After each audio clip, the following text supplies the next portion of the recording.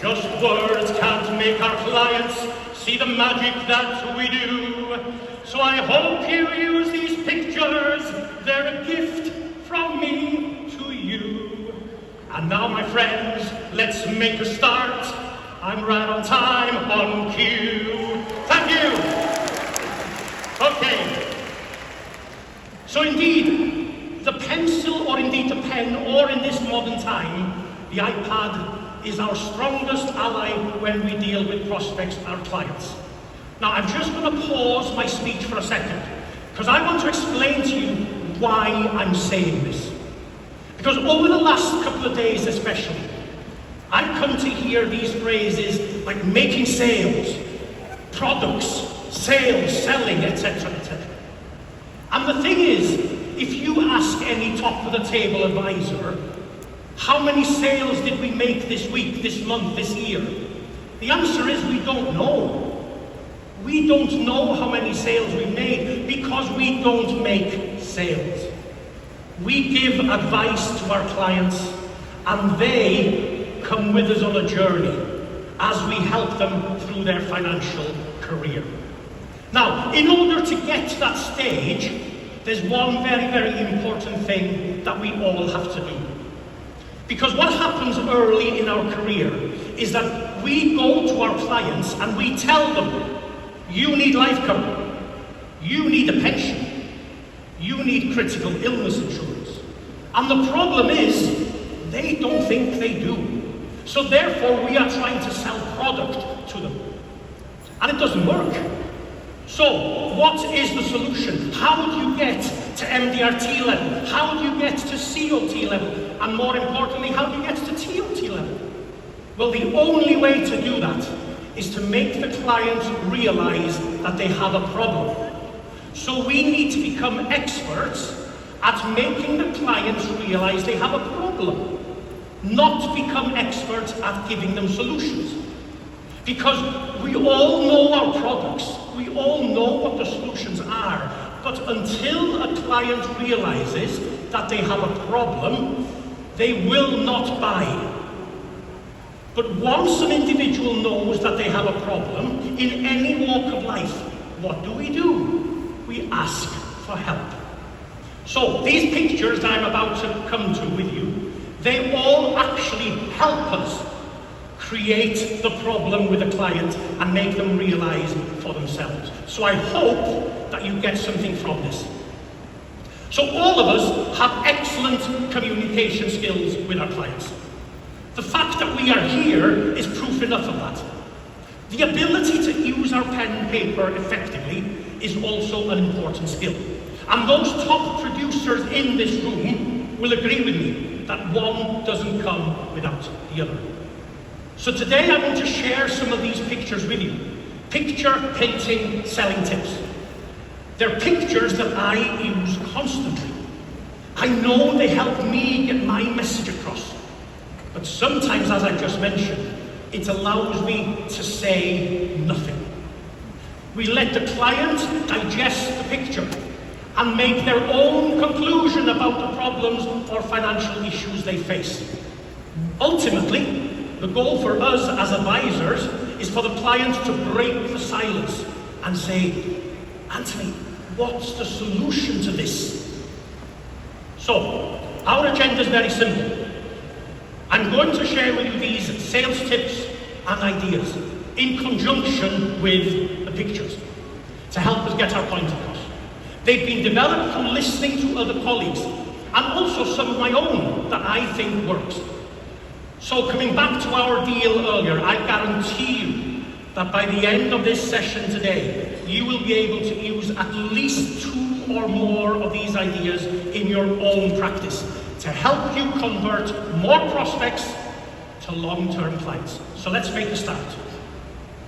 So the first picture that I'm going to show you is one I use to explain to a client or prospect what I do. I don't use it every time, but only when I feel I must get my message across. Many clients and prospects have a preconceived idea and view about what we do. Some believe that we're there to sell them something. And as I've said earlier, we shouldn't be selling.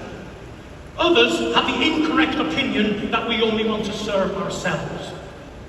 So one of the most important things that I do at our first client meeting is introduce what we actually do for our clients. That is, we put plans in place to protect and preserve wealth and their standards of living in case of any event or consequence. Now, has anyone in the room heard about the term icebergs and lifeboats? Well, it was a term that I learned about from an MDRT colleague of mine called Bruce Edlington. Bruce used this concept to explain that what we do, and I think it's a fantastic idea. The only thing that I have done is put it into a picture. So let me explain how I introduce this to those clients I feel need further clarification. So, I want you to imagine our financial journey from the day we are earning is analogized to a boat at sea in iceberg-infested waters, much like the Titanic was, for example. I explain that as we go through life, icebergs will float across our bows. It happens to us often through life. Sometimes it may not hit us. However, sometimes one will hit, and the impact on our lives depends totally on how big that iceberg is and whether it has the potential to sink us financially. Then I point to the iceberg that is dead ahead. You see the big one? It's locked in place and it's not going anywhere. We cannot avoid it as it's too big. That's our retirement iceberg. And it's definitely going to hit us. Now, I put 65 there, but it could be any age around there. The biggest iceberg of them all doesn't move across our line, but it moves along it. It may take us 90 years to catch up with it and hit it, but sometimes it catches up with us way too soon. This iceberg, of course, is death. So, Mr. Prospect, what about me? Well, do you see this little guy here on the top of the lookout mast?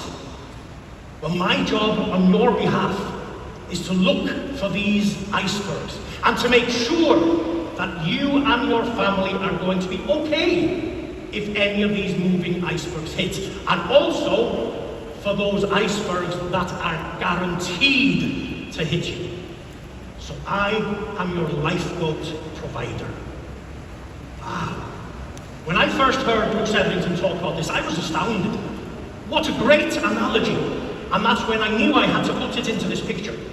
Because clients always remember the picture.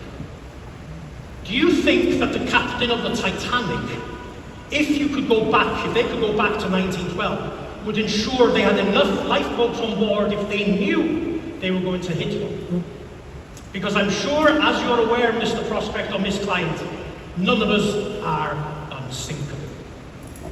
So it's a great little picture. So let's move on. Now I'm going to show you a combination of pictures that I use with a client who has little or no protection to actually see for themselves that they have a problem. Part of the fact-finding mission, if you want. I call these pictures the greatest asset, the unique circle of living, and the domino effect. I sometimes only need to use one, but I will often use all of them in combination until the client realizes I have a problem. So here is the greatest asset. This picture is built as I am having a conversation with the client. So I will have a piece of paper in front of me or an iPad with a stylus pen, and I will put them at the center of the page. Then I will ask them about their business, about their income, and I'll put that in the picture. You see it there, business. So in this scenario, let's say they have a business with a turnover of a million turnover US dollars, and they earn a salary of 100,000 from it. I will then ask them, do you employ any staff? What's the company turnover? And I'll add it all in. Then I'll ask the client, what do you spend your income on as far as your standard of living is concerned? and I will slowly start filling in what they spend their money on. So here is an example. So they spend their money on bills and food, socializing, going to restaurants, eating out. Clothes, the gym, the country club, school, university, the children, the family home, etc. They run 2 cars, which of course they have to pay for tax and insurance, etc. And then they might say to me that they always have 2 holidays a year. Nothing ever takes away their holidays. So once this is finished, I tell the client that this picture is unique to them. It is their unique circle of standard of living. No one else has this exact circle. And I ask them, are we sure that we have included everything? Once my prospect agrees, I'll then move on to the greatest asset. So what do I mean? Okay.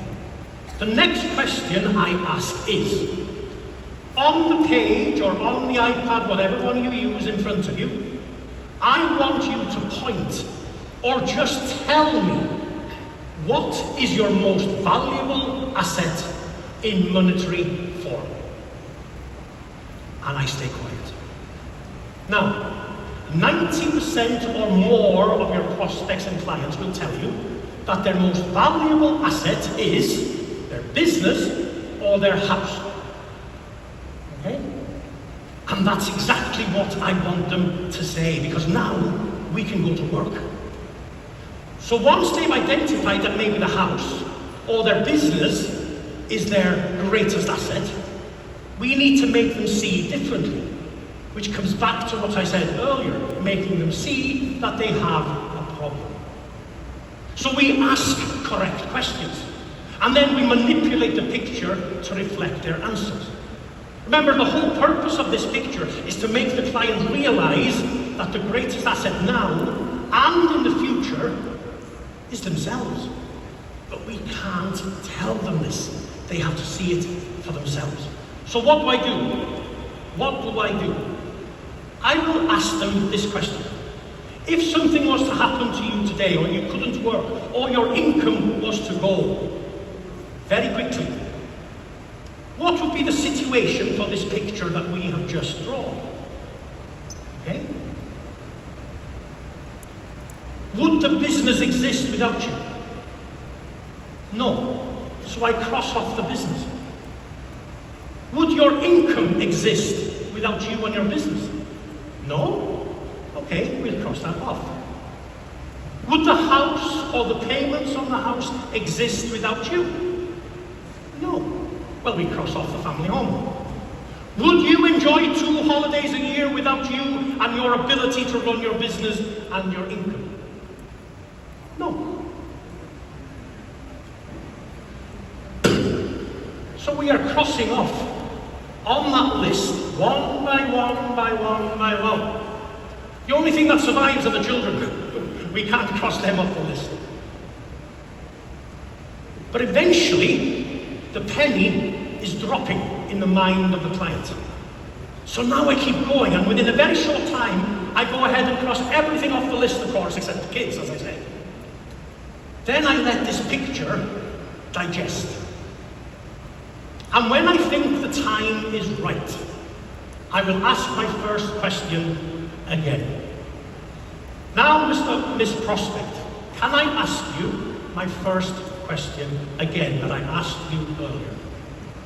What on this page is your greatest financial asset? And of course, they now change their answer. And they say, it's me, isn't it? And I say, yes, it is.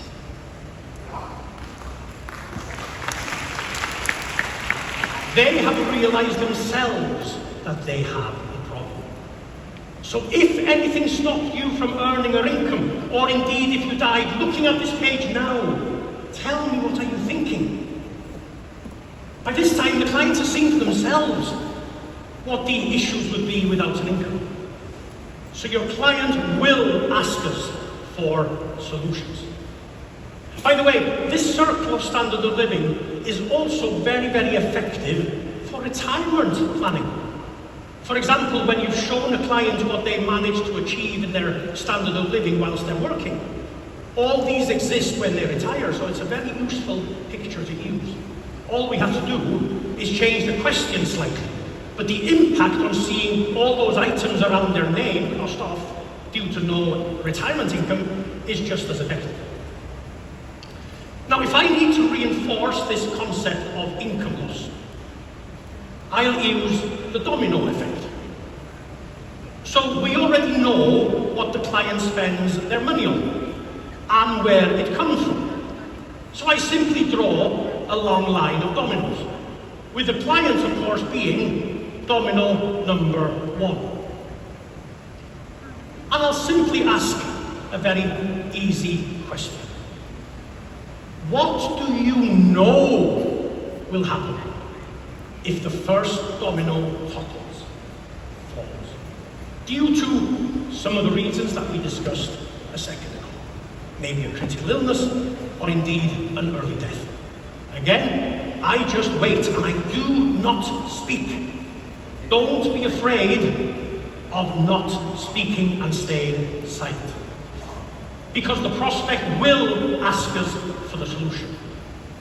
How can we make a client realize the importance of their income and the need to protect it? Well, we can move on to the next slide. The human ATM. Oh, you wanted to see this one, the falling of the dominoes. Yes, that's what happens. Okay, the human ATM.